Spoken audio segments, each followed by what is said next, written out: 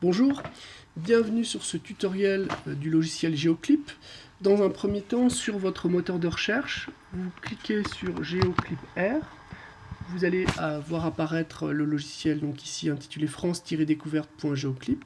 Vous l'ouvrez. La page d'accueil de Geoclip vous permet de 4 entrées possibles, donc par indicateur, par rapport, par zonage ou par données externes. On va nous rentrer par rapport. Dans un premier temps, on va sélectionner la zone sur laquelle on souhaite faire porter notre analyse géographique.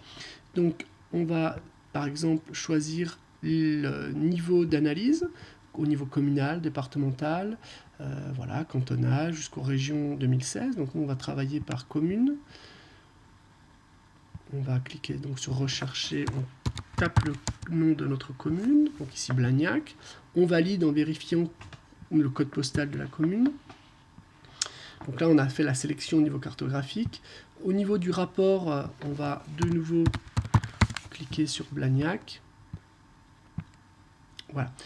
Alors, systématiquement, le rapport de synthèse se fait au travers de 4 thèmes. Donc la démographie, habitat et services, le développement économique, puis l'organisation territoriale. Il s'agit en fait d'une sélection qui est faite par le logiciel à partir donc des données de l'INSEE.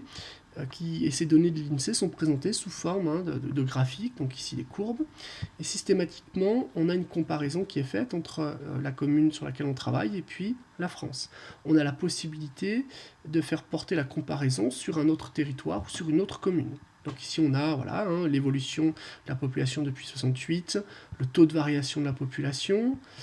On a la possibilité évidemment là, de changer de type d'indicateur, l'évolution du nombre de logements, voilà, jusqu'à l'organisation territoriale de cette commune. On a également la possibilité d'avoir un rapport plus détaillé, donc sur d'autres thématiques, sur le logement par exemple, sur l'emploi. Si l'on souhaite aller plus loin dans notre recherche, ou si on souhaite obtenir d'autres données, on va en bas aller plus loin, donc on va cliquer sur voir plus d'indicateurs.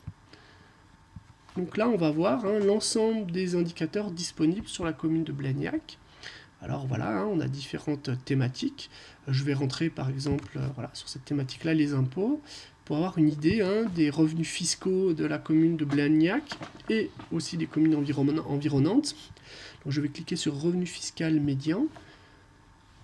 Voilà, et donc là j'ai une carte qui apparaît avec, donc je peux zoomer, dézoomer, voilà, qui me permet de comparer le revenu médian de Blagnac et puis des communes alentours. Donc j'ai ici la légende à droite.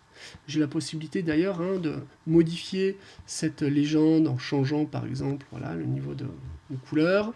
Je peux changer le nombre de classes. Je peux changer aussi la discrétisation de mes données statistiques. Donc je reviens à ma sélection. J'ai la possibilité, c'est ce qui est intéressant avec ce site, de croiser en fait cette analyse statistique cartographique avec d'autres informations. Donc je vais cliquer sur Action, ajouter des couches. Je vais par exemple ajouter la couche géoportail, IGN, donc ici photographie satellite. Donc je vais ici là avec ce curseur pouvoir modifier l'opacité de la couche. Voilà, donc je vais pouvoir aller voir spécifiquement le type, par exemple, de territoire auquel j'ai affaire, en m'intéressant, par exemple, au logement, au type de logement. Donc je vais zoomer sur mon espace. Donc j'ai toujours les limites en rouge de la commune. Alors j'ai la possibilité de zoomer de façon plus efficace, voilà, en sélectionnant une zone.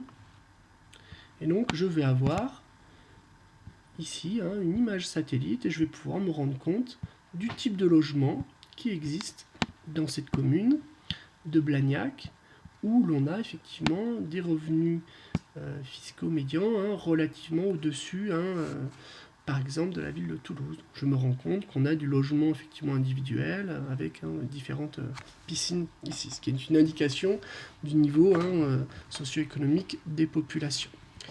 Voilà, donc j'ai la possibilité de mener cette analyse en sélectionnant voilà, tout un tas d'indicateurs très variés, directement en lien avec l'INSEE. Voilà pour cette première partie de ce tutoriel. Merci de votre attention.